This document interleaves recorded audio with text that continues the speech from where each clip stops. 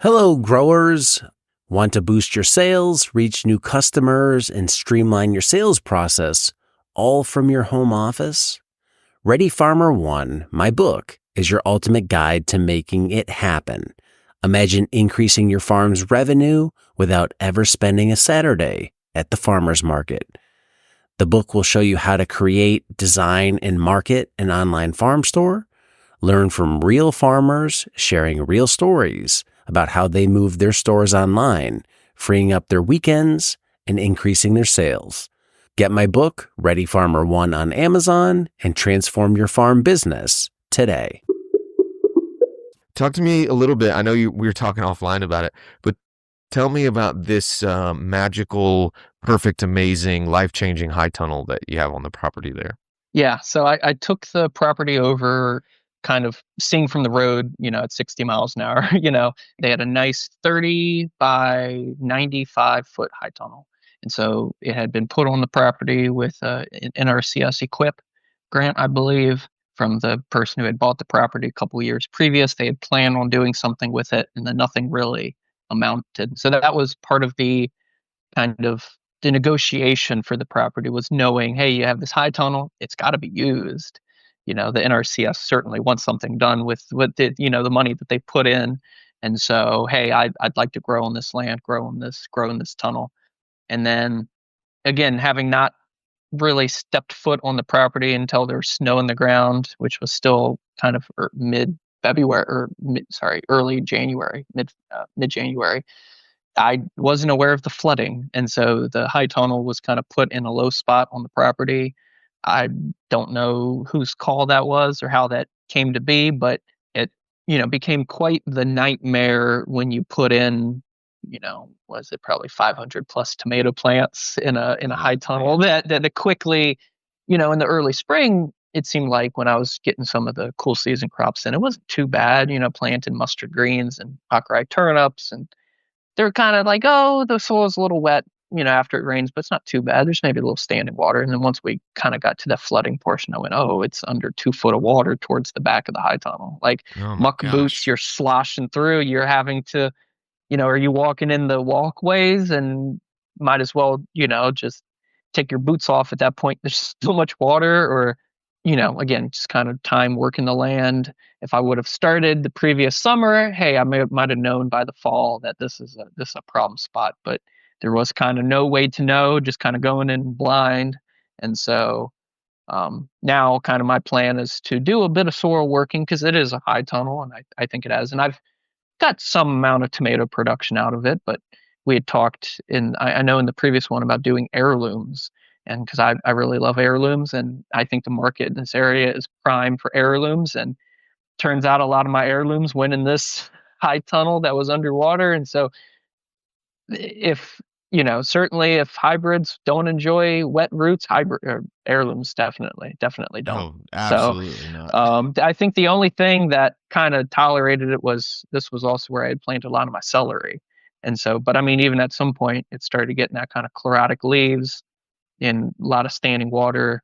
And then I think it had been flooding for so long, like I said, something about the clay, maybe it was moving some of the sand out of it and just kind of compaction over time from it. But the clay is pretty dense. It's that once it dries out, it's, you kind of got to break it with an axe, or so that didn't turn out to be maybe as much of an asset this previous year as I thought it would be. And it's kind of, I mean, farming, you get a lot busier. I think that's something else that maybe I learned. You get quite a bit more busy than I had even anticipated, having, done a previous or business prior to this. And so all this time that you're thinking, oh yeah, I'll work on the high tunnel, get it broken and get it prepped for the fall. Yeah, that time quickly you're like, wait, it's Oh yeah. September. Where'd the time go? So that's kind of I've intended on getting some of that broken, planting in some of that. And I had already broken some of that, planting and some of that for the spring, but a lot of that I'm going to leave until the summer before I actually get anything, because I want that kind of lead time to be able to set apart the time in the spring to rework everything, try to deal with some drainage through the property, add some swales, try to redirect some water, so I can go ahead and hopefully use this pretty big asset coming into next fall. So, or I Yeah. guess So fall of 2026. So do you think like you've mentioned swales and kind of diverting some water away from that, like on the property as a whole? I mean, do you think that will solve the problem, or do you think that even some like more precise, berming up around the tunnel itself? I mean, do you think is that another thing that could be done? It's not going to solve all your problems, but it might be a bit of a more of a band-aid that, it'd probably be easier to berm up a 96-foot mini swale along the edge of a tunnel or wherever the water is, as opposed to like trying to build that up across an entire fence line. So the property that I lease, it's about an acre and a half of what's probably is roughly a 3.5 or 4 acre kind of strip, and so it's roughly 200 and maybe 50 foot wide, and whatever long that would be to equal about four maybe acres. And so originally it was all graded to divert that water that comes off of the front of some of the farm property and then the adjacent neighbor properties and off of the road because I'm along the roadway, to send that water back to a creek, however many, almost 1,000, I guess, foot back there. And then somewhere along the lines, the land had been worked, conventional. It was grown for hay. For a lot of it wasn't in vegetable production. Went into vegetable production. Went back to hay. I think in that time, not really been intensively managed. No one regraded it. No one went, hey, this is becoming a low spot here. I think it was purely coincidental, perhaps, that the tunnel ended up in the lowest spot of the property. And so sending a lot of the water kind of out of the property or into the back acreage, which is always also available in the future if I probably, could negotiate for use of that as well.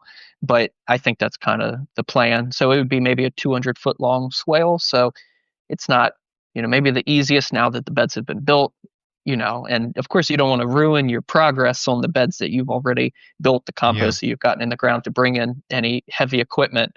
But again, that's kind of that lead time. If, would have had a year to break ground, look at it, would have went, oh, let me get in an excavator or something before I get all this precious time put into building these beds by hand. Today's episode is brought to you by Modern Grower, a proud retailer of the Sumi Soaker system. The Sumi Soaker system is an irrigation game changer. It offers multiple advantages for market gardeners. Even gentle watering without dry spots common with wobblers. The system is lightweight and portable, so you can use it with quick rotation crops. It's low maintenance with no parts to break or clog. It's versatile. You can use it for direct seeding, transplants, and cover crops. And it's very cost effective compared to overhead options. And maybe one of its best and most unique features is it can put down water in a rectangular pattern, which is very different than rotating sprinklers that leave circular patterns, often with dry corners and overwatered centers. If you want to learn more about the Sumi Soaker system, use the link below or visit us at shop.moderngrower.co.